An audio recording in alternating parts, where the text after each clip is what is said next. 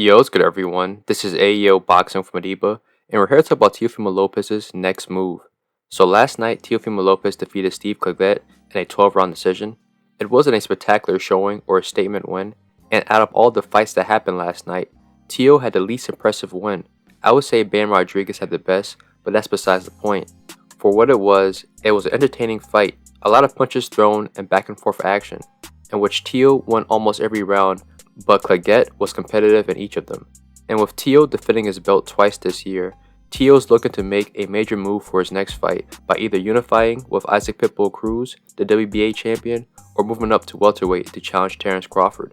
The question is, which one of these options is the most realistic and plausible choice? Before we explore each option, it's important to analyze the Claggett fight first because it revealed a lot in regards to Teo. Steve Claggett is a tailor-made opponent for Teo's style. Teo is an explosive counterpuncher and looks his best against opponents who come forward and apply pressure.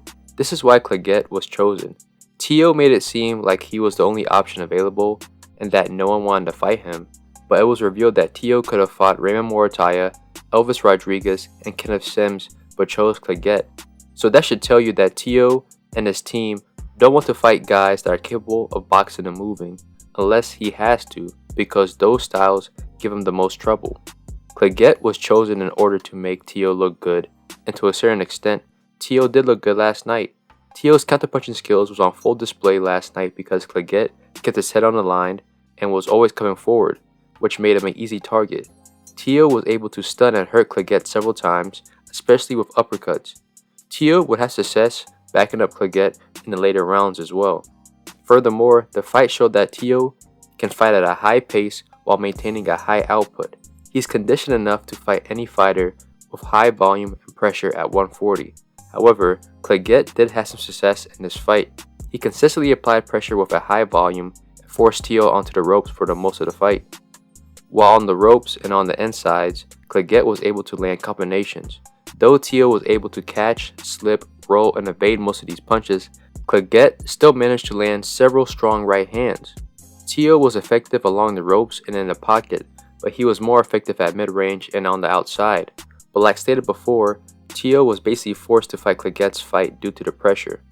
Overall, it was a solid performance by Teo, but the biggest takeaway for most of the fans watching is that Teo doesn't have the same power at 140 like he had at lightweight. I already knew this since the Pedro Campa fight, but it was really exposed last night. So this brings us to Teo's first option, unifying with the WBA champion, Isaac Pitbull Cruz. Without a doubt, Pitbull is the top 3 most popular names at 140. He's a fan favorite and has the full support of the Mexican fan base. Teo is also among the top 3 popular names at 140.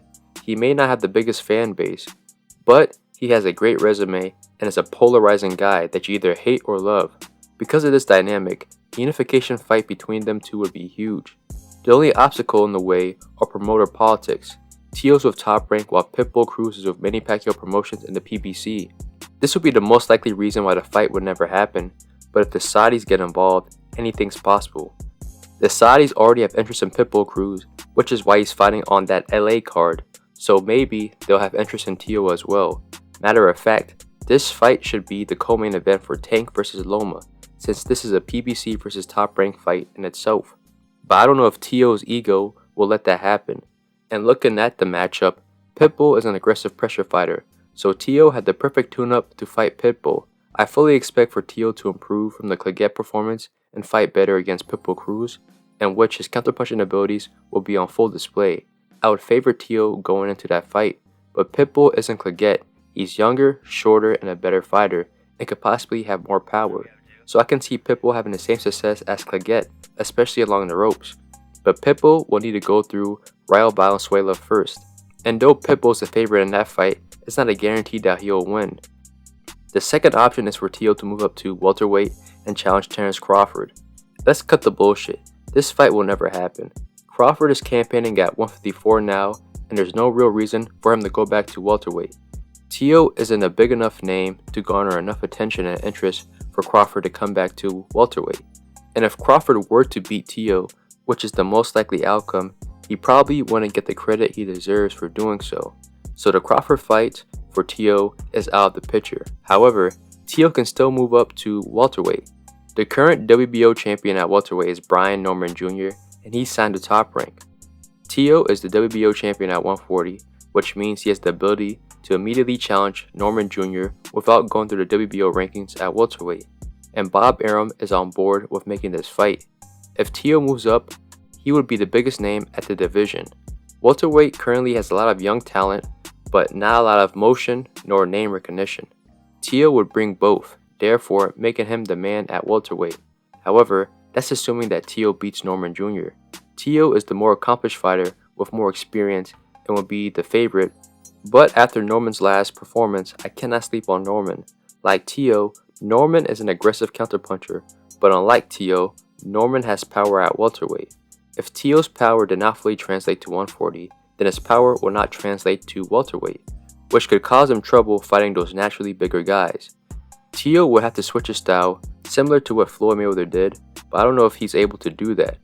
Furthermore, Teo doesn't want to fight guys that can box and move, but at welterweight, there's a lot of them. Jaron Ennis and Mario Barrios are guys that can box and move, but also have power and will come forward.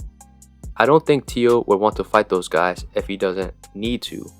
Regardless, moving up to welterweight seems to be the most plausible option for Teo at the moment. However, it would be a shame if he can't fight any of the other champions at 140, or at least fight the lightweights moving up to 140 first, like a Shakur, Keyshawn, or Tank Davis.